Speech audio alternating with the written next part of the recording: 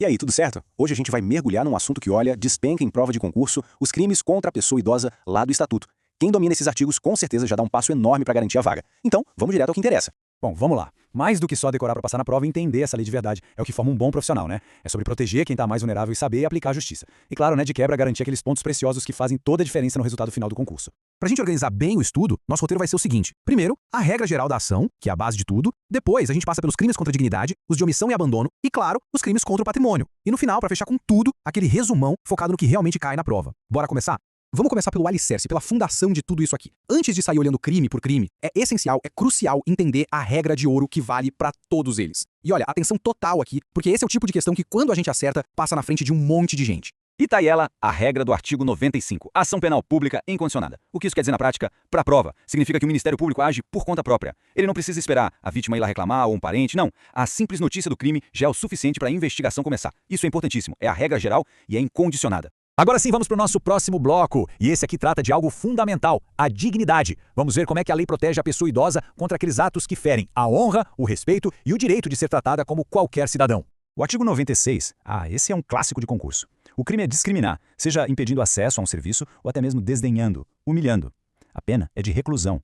Mas o pulo do gato, aquilo que as bancas amam cobrar, é o agravante. Se quem comete o crime é o cuidador, a pessoa responsável pela vítima, aí a pena aumenta em 1/3. Esse detalhe vale ouro. E como toda boa regra de concurso tem uma exceção para testar a atenção, né? O parágrafo 3º do artigo 96 traz uma exceção muito importante. Se um banco nega crédito para uma pessoa idosa porque ela já está super endividada, isso não é crime de discriminação, tá? É na verdade uma medida de proteção. Vale a pena marcar esse ponto com um asterisco gigante.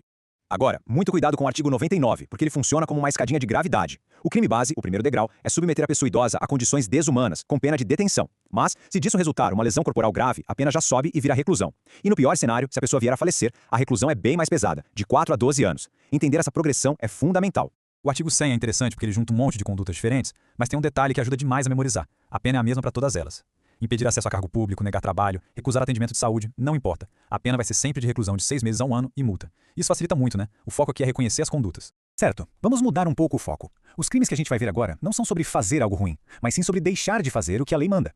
São os crimes de omissão e abandono, que punem a negligência, a falta de cuidado. Artigo 97, omissão de socorro. Aqui a conduta é bem clara, deixar de ajudar quando é possível. A pena base é de detenção, mas o que a prova realmente vai querer saber são as qualificadoras. Se da omissão resultar lesão grave, a pena aumenta da metade. Se resultar em morte, a pena é triplicada. É preciso memorizar esses multiplicadores, viu, porque isso cai. Na sequência, o artigo 98, que trata do abandono. A lei fala de duas situações principais. A primeira é o abandono físico mesmo, em lugares como hospitais. A segunda é não prover as necessidades básicas quando se tem a obrigação de fazer isso. Um detalhe importante é que a pena para as duas condutas é a mesma. Detenção de 6 meses a 3 anos e multa. Ok, chegamos numa parte muito importante e que sempre aparece em prova, os crimes contra o patrimônio. Aqui o alvo é a vulnerabilidade financeira da pessoa idosa. Presta muita atenção nos detalhes agora porque as bancas adoram criar umas pegadinhas com esses artigos. Esse quadro aqui mostra um ponto que confunde muita gente. O artigo 102 é sobre se apropriar dos bens da renda da pessoa idosa. Já o 104 é sobre reter o cartão do banco para garantir o pagamento de uma dívida. Percebe a diferença? As ações são diferentes e as penas também. Reclusão no primeiro, detenção no segundo. É uma armadilha clássica de prova, então olho vivo. Agora, vamos ver como isso pode ficar ainda mais sério. A questão da procuração é delicada. O artigo 106 pune quem induz, ou seja, engana uma pessoa idosa sem muito discernimento para conseguir uma procuração. Já o 107 pune quem coage, quem força a pessoa a fazer isso. É uma diferença sutil, mas importante. E as penas, como dá para ver, são bem altas nos dois casos, porque é um abuso de confiança muito grave.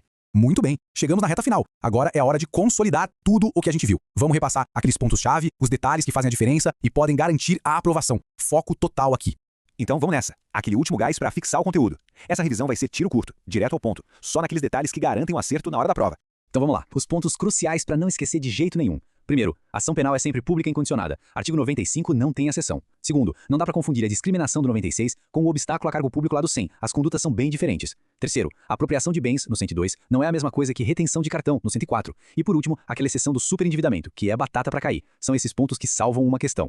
E é sempre bom lembrar que esse estudo vai muito além da prova do concurso, né? Conhecer a lei é a ferramenta que o futuro agente público vai usar para fazer a diferença, para proteger quem mais precisa e para garantir que a justiça seja feita no dia a dia. E para fechar, fica a reflexão. De que forma dominar esses artigos vai moldar as decisões e a postura profissional lá na frente. É essa consciência que, no fim das contas, forma os profissionais exemplares. Ótimos estudos e até a próxima!